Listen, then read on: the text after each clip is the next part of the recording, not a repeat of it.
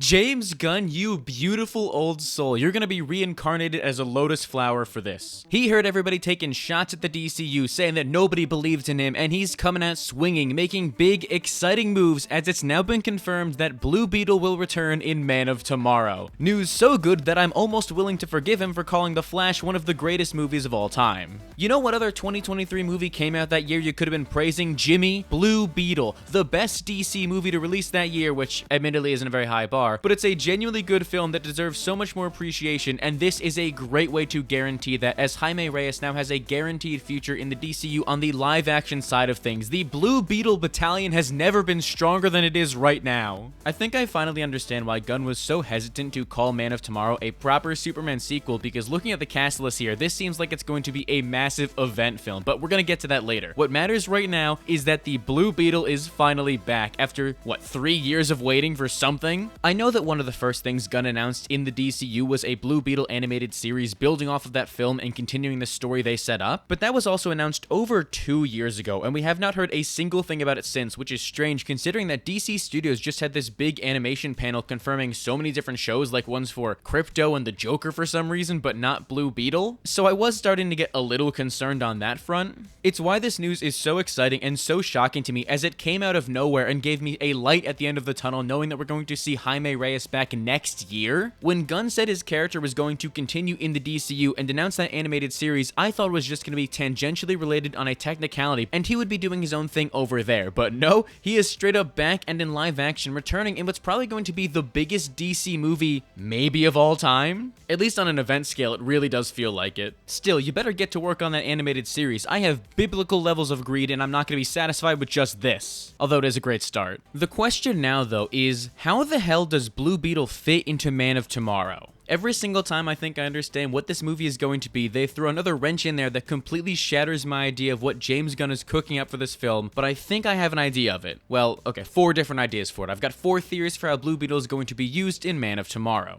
For starters, what if he just straight up joins the fight against Brainiac?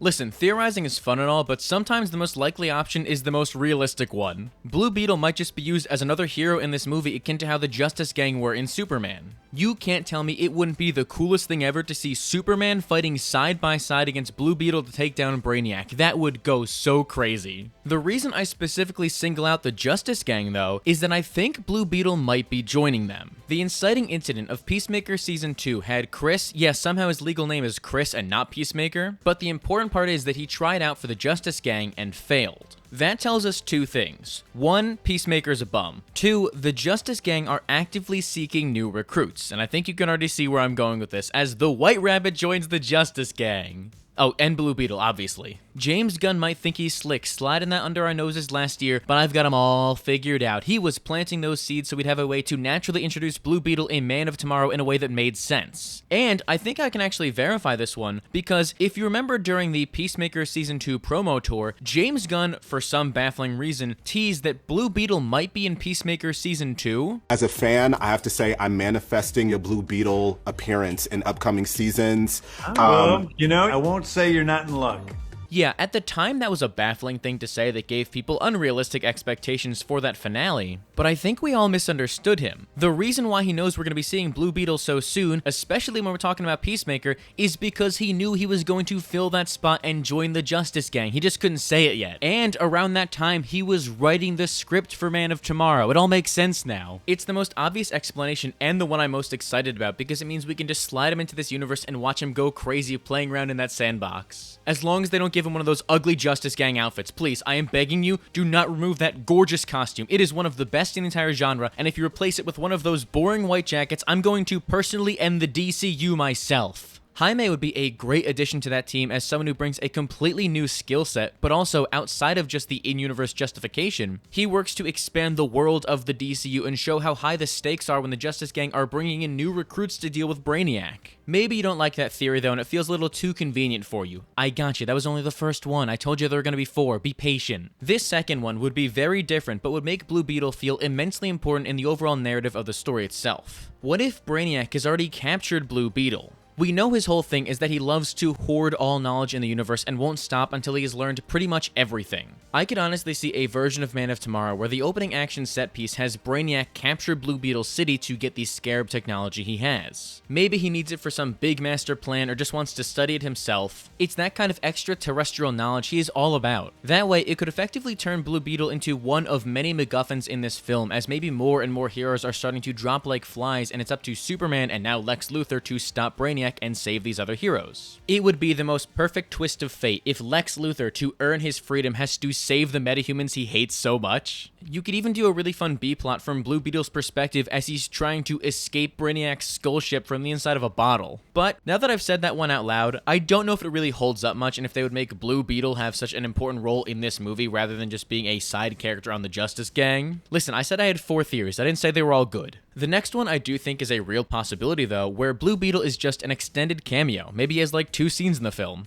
I know that's never really been Gunn's style, but if he's going to build out the scale and make this movie feel like a proper event as Brainiac threatens the entire Earth, then it would help to have other earthly heroes show up to try and fight him. Maybe we get a fun montage of Superman inspiring the world's heroes to stand up against Brainiac and we get to see Blue Beetle join the fight. And maybe that goes even further as they have Brainiac just absolutely dogwalk him along with other characters to set the tone and prove what a dangerous threat he is as he easily disposes of, and most notably, traps these other heroes in silly little bottles on his skull ship to study. With how big this cast list is, it makes sense that not everybody is going to have a pivotal role in the film. Even if it's just a few more seconds of Blue Beetle, I am going to eat it up just because of how much I want to see him again. But also, that's not the most satisfying answer for a theory video, so I got one more for you. There's one huge element we've been ignoring when talking about Man of Tomorrow, and maybe it's just because it came from the worst episode of Peacemaker Season 2, but Salvation is supposed to play a huge role in the DCU going forward, including this film, as confirmed by Gunn himself. I'm not happy about saying this either, but what if Rick Flag Sr. plays a big role in this and traps Blue Beetle on Salvation as well? We know the government is going after metahumans to try and tip the scales of balance back in their favor, and maybe this is how they do it. Gunn has confirmed that Man of Tomorrow is going to take place 2 years after Superman, so it's safe to assume that Argus has been getting busy locking up more and more metahumans, so maybe Blue Beetle is there right alongside Peacemaker. But here's the thing. I think that's a lazy idea to have it happen off-screen with a character as big as Blue Beetle, so how about I make things more interesting and come up with a new theory that predicts what Gunn is going to do in Man of Tomorrow. Yeah, there was a secret option the entire time, and you better believe it was the best one, so much so that it convinced me to make this entire video just to get it off my chest. I think that we need to combine 2 of my ideas here. One, I do think Blue Beetle is going to join the Justice Gang. It makes too much sense for them not to. They've already set up this Chekhov's gun of the Justice Gang trying to recruit new members, so let it be Blue Beetle and give us those hype moments and aura. Secondly though, you do have to justify that decision, and there's a very natural way we can tie Blue Beetle into this movie that his own film set up. If you're not one of the 7 people like me who actually watched Blue Beetle in theaters, let me give you a little rundown. Part of the big mystery of that film was the fact that Ted Kord, the second Blue Beetle, went missing. Also, I love this painting because you can so clearly tell they wanted Jason Sudeikis to play Ted Kord but couldn't make it happen. The post-credit scene gave us a faceless cameo from Ted as he was able to finally re-establish contact with himself. What if Jaime gets that message and soon realizes that Ted Kord was actually trapped on Salvation the entire time? It is the perfect way to pick up that narrative thread and actually tie it into the DCU in a way that brings Blue Beetle over and makes him feel important in this story. You can even make it so Jaime's entire reason for auditioning to join the Justice Gang was to get in contact with someone like Mr. Terrific who can help him get Ted free from Salvation. Blue Beetle would have effectively stumbled into the big mystery in the DCU and cracked the case wide open for the rest of the superheroes to find out about, kicking off this entire story and realizing that Salvation has ties to Brainiac. In the comics, Salvation is effectively a big death trap ran by Darkseid that he uses to train parademons. It's very clear to me that something nefarious is happening with Salvation in Man of Tomorrow, so what if they swap out Darkseid for Brainiac and have Salvation be one of the locations he has bottled up on his ship that he uses to test out these experiments between different species? It would be an extremely trippy realization to pull back and reveal that the Pocket Universe is actually in another pocket, but it is exactly the kind of comic booky thing James Gunn would do, and I am convinced that's where he's going. Blue Beetle is going to crack this case wide open as a new member of the Justice Gang, alerting all of the other heroes what Argus are up to as he discovers that Ted Kord was also stranded there, someone Argus never could have predicted but blows the doors off this thing. Plus, this also brings back that whole Lex Luthor thing I had to mention earlier, as now he has to directly go against Argus's orders to stop them by being a hero and freeing metahumans from Salvation if he wants to save the world. and then probably uses that newfound goodwill to run for president or something, but I'm getting ahead of myself now. Personally, unbiased opinion here, but I think that makes a lot of sense. Maybe it's giving Blue Beetle a little bit too much weight in this film, but he's at least going to join the Justice Gang. I think we can all agree on that, and it is so exciting to think about. I can't tell you enough how happy this news makes me. It's the exact shot of life the DCU needs right now after Supergirl, a movie I liked but not as much as I should have. But this right here, the announcement of Blue Beetle's return, will buy James Gunn a few more days of goodwill with me. If he wants any more, he has to announce a Wonder Woman animated series already. Or literally anything for Wonder Woman. I know this is a lot of praise for a character whose movie didn't do the best at the box office, but you gotta understand that DC PR in 2023 could not have been lower. It was getting spooky out there.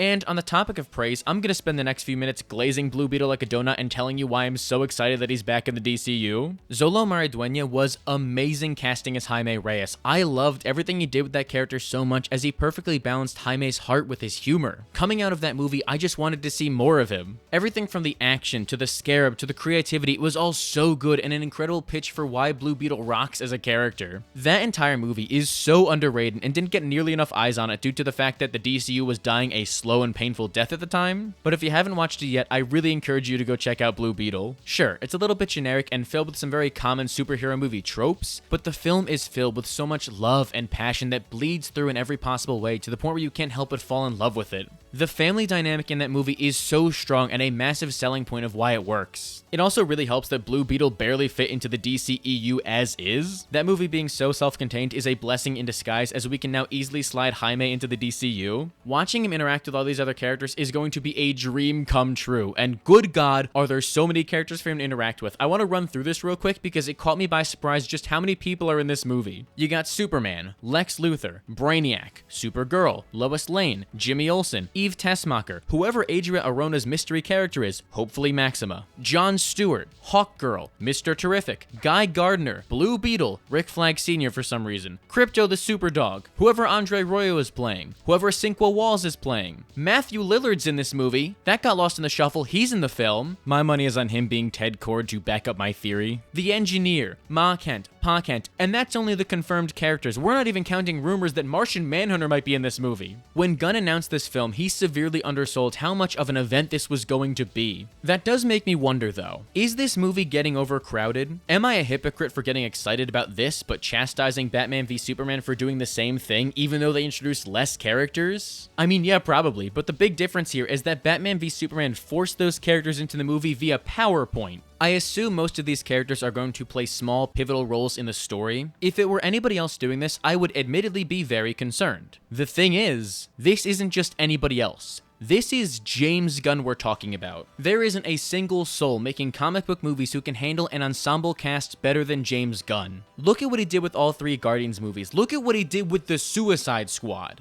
I know half of those characters die, but he still manages to write an ensemble better than anyone by giving all of his characters an important thing to do.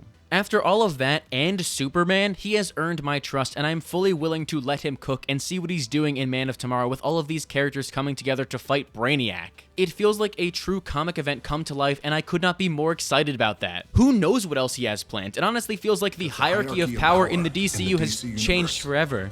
Oh my god. You know who else had a movie in 2023? Black Adam. Surely this means Black Adam is going to be in the movie next, right? And after Moana just bombed, Dwayne's going to be real unemployed. Oh my god, he's going to be back in the DCU. The Rock's going to do another coup. The Rock is going to January 6th DC Studios. We need to stop this. I've got to go alert my close personal friend James Gunn of what's going on, so while I go do that, why don't you just let me know down below how you think Blue Beetle is going to fit in Man of Tomorrow? I would genuinely love to hear what everyone has to say and continue the conversation down below. And while you're at it, make sure to give this video a like and subscribe so you don't miss the next one. If you don't do it, I'm going to trap you in a little bottle, but I can't really shrink you down, so we're just going to stuff you in there. And that's not going to be comfortable at all, so just subscribe to avoid that. Sounds like a real hassle.